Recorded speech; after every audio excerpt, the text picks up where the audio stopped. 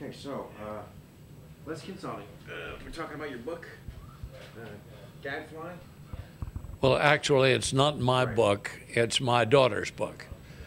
And my daughter, just because it was my daughter, it did not mean that she in any way neglected to bring up difficult portions of my life. She certainly did, and did an honorable job, I think.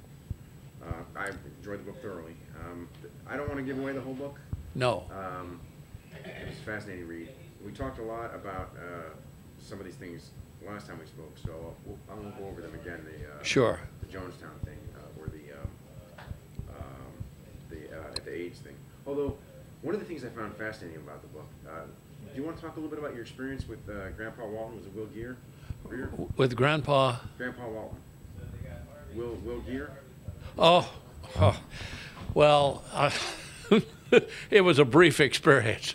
I just was at a summer stock theater, Matunic, Rhode Island, and he was in the lead, and I, what's his name? Will Geer. Will Geer was in the lead, and I was an apprentice. I had to work most of the night dealing with things. We worked until about 3 in the morning, 1 in the morning, and we were up at 8. And then we worked all day, and then we were on the stage at night. So it was a pretty heavy situation. But one night we did go out and go for a swim, and that's when I learned about his orientation. He made a pass at me, and I just resisted, and it was terribly unpleasant because I thought he was a very good actor, and I was just sorry that this happened. But that kind of thing does happen.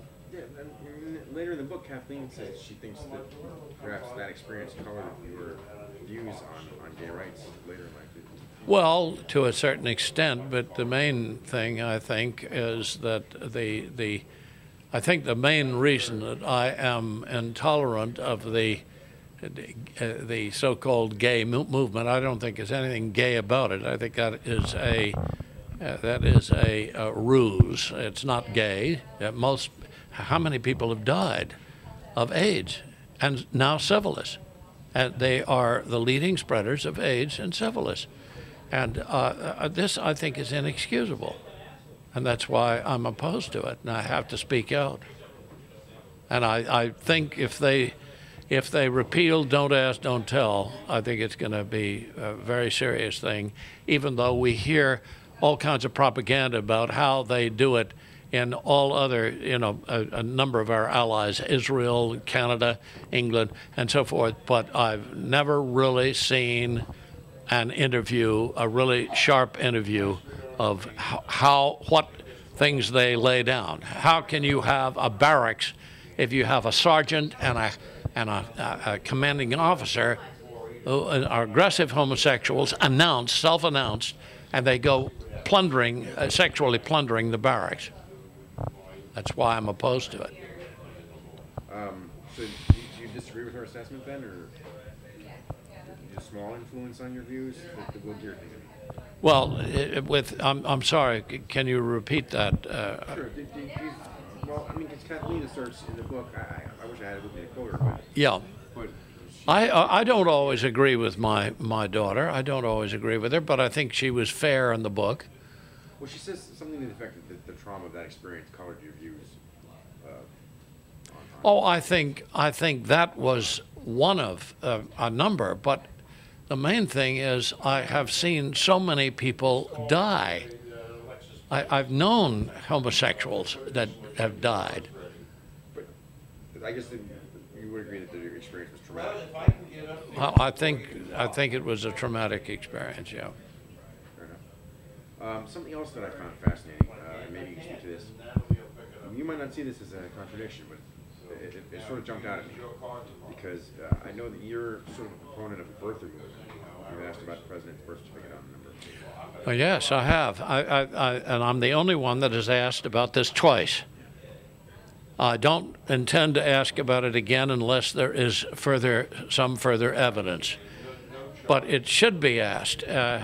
My understanding is the only thing that they have, insofar as his certificate of birth, has no mention of a doctor's name and no mention of the hospital. The same kind of thing was given to Sun Yat-sen, who never went to Hawaii. Here's my question, because I found that interesting in that early in your career as a priest, you got into some trouble about another birther controversy. Do you know what I'm referring to? No. You said that you don't believe in the virgin birth of Christ. Is that right? That's right. I agree with Mary. Thy father and I were looking for thee when Jesus was in the temple at age 12. Where have you been? Thy father and I were looking for thee. She didn't say thy stepfather. She said thy father. And his ancestry is traced through Joseph. And he never, ever claimed to be a virgin birth. Completely compared to the Easter story. I do believe very strongly in the resurrection. I just find it interesting because, from my point of view, the birther conspiracy is a myth, and the virgin birth is also a myth. And you don't believe one, but you believe the other. What do you say to that?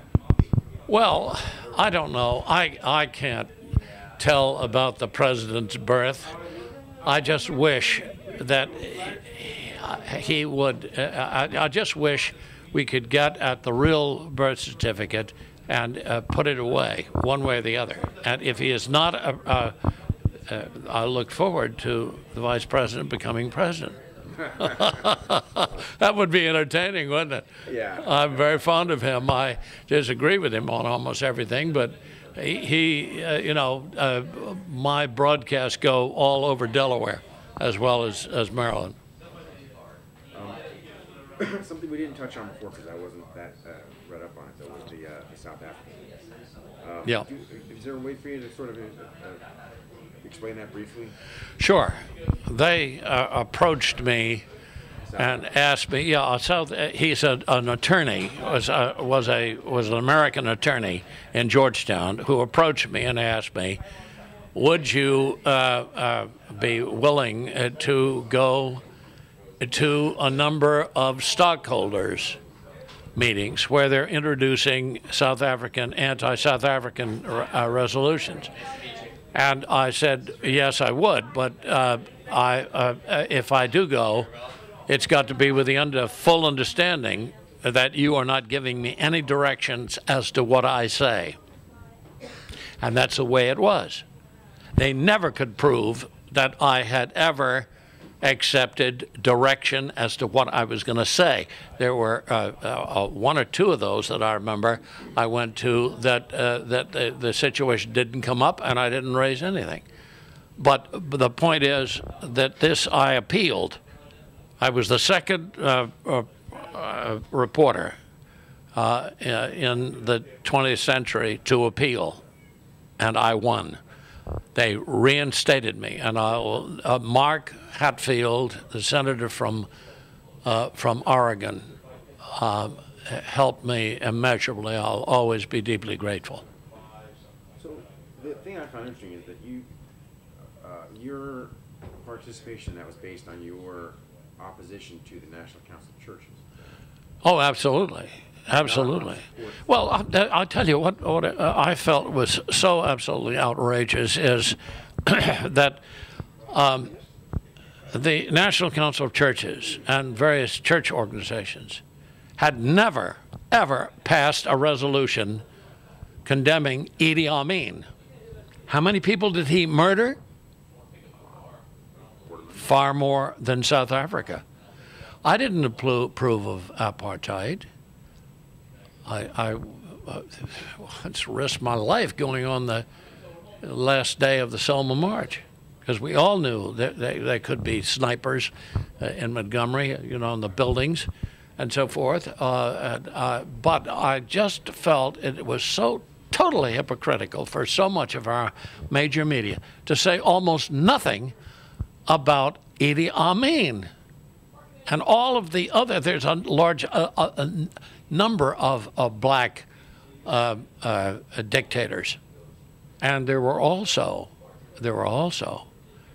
tribes in West Africa that specialized in producing slaves. Well, on that subject, though, I mean, don't you think there could have been another way to oppose Idi Amin other than to, de facto support South Africa by speaking at these? Well, my point is this: that I felt I was a religion writer at the time, and I felt that this needed desperately to be exposed, and that's what I did at each one of these places, exposing the National Council of Churches. And of course, they organized the smear of me through the Washington Post.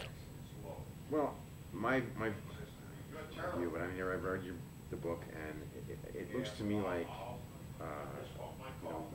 your opposition to the NCC seems to have been just. You won an award, actually, didn't you? For there was a member of the board of the NCC. You want to talk about that? Who was the Romanian? Oh, he was a war criminal, a Nazi war criminal. He organized. Valerian Trifa was his name, and he became he got himself ordained and consecrated as a bishop. And it was you that outed him, is that right? I outed him, yeah. And you won an award in 81. Do you remember? I think so. Yes, it was the Organization of Reform Judaism that gave me an award for outing this man. At the same time, I was being smeared by the National Council of Churches. That's what I find fascinating about your book. It's full of these sort of contradictory things because, in my view, whether you were opposing the NCC, I think there could have been a way to do that without aligning yourself with the South African government, which is. But I never aligned myself with the South African government. Speaking out against the NCC, and then they said, well, okay, here's some money to come here and do what you're already doing. But they did it with the understanding that all they did was just provide a lecture fee, which was very modest. I think it was about $200. Well, I'm not questioning the ethics. But they understood fully that they would not in any way direct what I was going to say. And when you look at the lecture fees that some of the people in the Correspondents Association up on Capitol Hill, some of the huge lecture fees that they were accepting. Well, yeah, but I guess that's sort of challenging the notion. That's all right. My enemy is my friend. Yeah. Here, because like for example, let's say I was, let's say there were two candidates, and you favored one, and not the other, and it's a horrible analogy. Let's skip it. Okay. No problem. It is, in a lot of people's minds, in my mind, you were carrying water for the South African government, intentionally or not. I mean, you obviously didn't intend to prolong the apartheid system there, but. Well, I didn't. I didn't in any way, and I accepted no directions from the South African government. But in the process, you outed a Nazi war criminal. Beg pardon? Yes. Oh, well, that was. I think that was one of the reasons, and I just.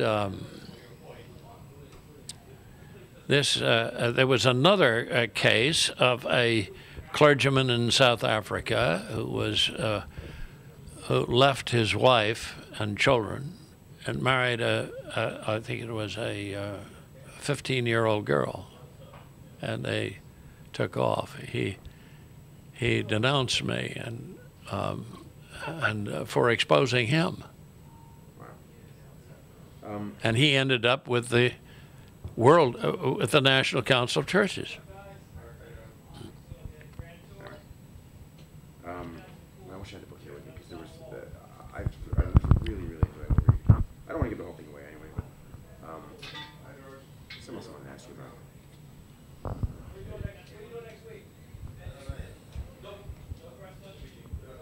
I guess this was something you suggested a lottery for press conferences. Yes. And they had one. They had one. They had one. Talk about about that and you're being selected in the lottery and what question you asked Ronald Reagan. Oh, I can't remember what the question I asked, but I remember asking Reagan when he was running for office, would you be willing to allow everyone in the press corps a fair chance to ask a question at your press conference? He said, well, I just picked him out of random in Sacramento. And I said, but would you be willing just to have a lottery, for instance? And he said, yes, I'll do that. And it was about, I think, after 2, and they announced they were going to have a lottery. Well, you should have seen the reaction here. And Sarah McClendon and I both won. I got the last question. And Reagan was delighted because he didn't have to look around and think and so forth and so on. Now, of course, we've got a situation where we've got a president who, in the last 3 press conferences, he has recognized only 13, and then the last one was 9. Out of all the people that go, that's one that, well, I did go to this one, but I'm sorry I went because it was just, I was on the 3rd row, didn't get a chance. And this is the same thing that goes on here today. We had 62 people. 22 were recognized, 40 were not.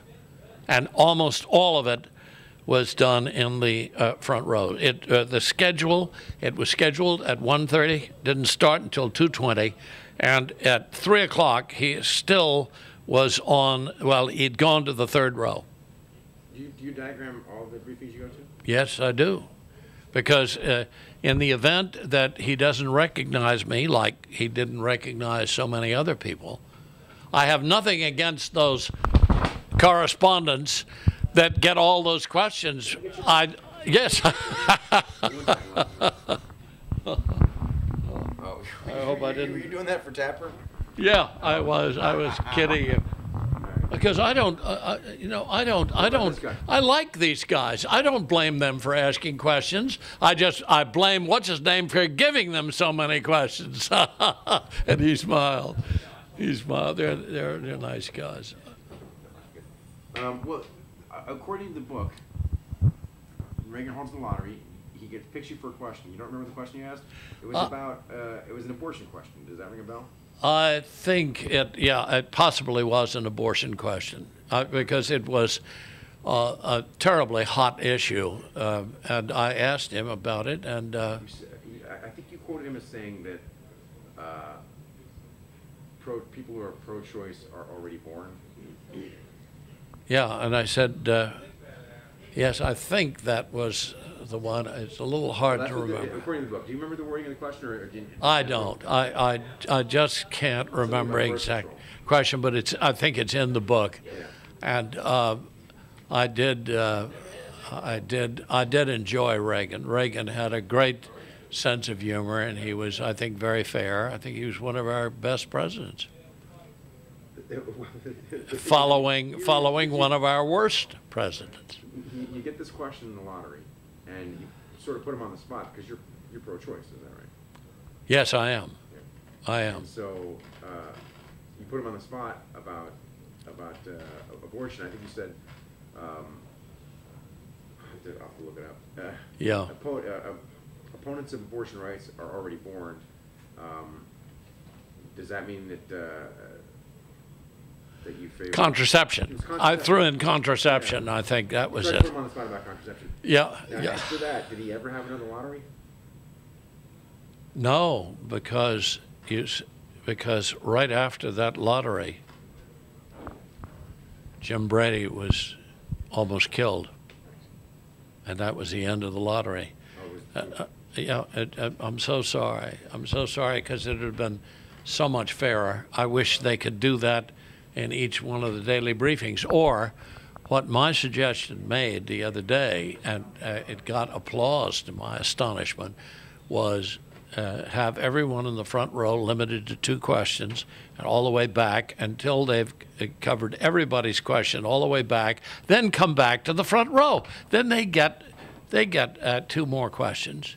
And there was applause, but he refused to do this. And what he does is what he did today. Do you mind just real quick showing the diagram? Just flip it over. Sure. That's it. I had to write this out because I have one at home that has everyone's thing on it, but I just came today because I forgot to bring the diagram. I just wrote in the designations underneath. And as I say, I don't blame these guys on the front row. They have to take advantage. I blame this press secretary. It's outrageous what he does. On the subject of Brady, this is something I don't think I've seen in your book or anywhere else. Where are you on the Second Amendment? The Second Amendment? On gun rights. On what? On gun rights, yeah. Gun control. Oh, gun control.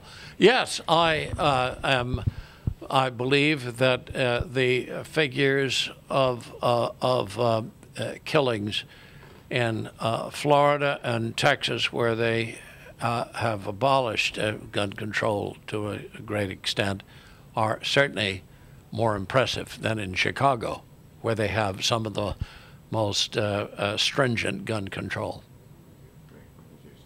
Huh? So you think? Well, no, the murder rate is much higher in Chicago, where they have very strict gun control, than it is in Florida and Texas, where they have much, I think, more realistic. I am deeply concerned when anyone is hurt, but I do believe that this idea of what they do in Chicago has not, because if you have gun control and the law-abiding people obey it, the criminals will not obey it, and therefore it just disarms the people. And that's why I'm very glad that the District of Columbia won that. I mean, in the D.C. they got rid of it, and now I hope they'll do the same thing in Illinois.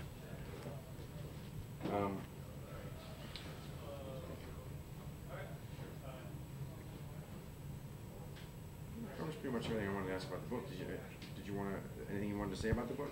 No, I've read it a couple of times, and she's done a wonderful job. And we're going to be doing this summer. We have a number of appearances for book signings and so forth, and I hope people will pick it up and enjoy it. Oh, where's it go? Amazon is one place. Probably at WorldNet Daily.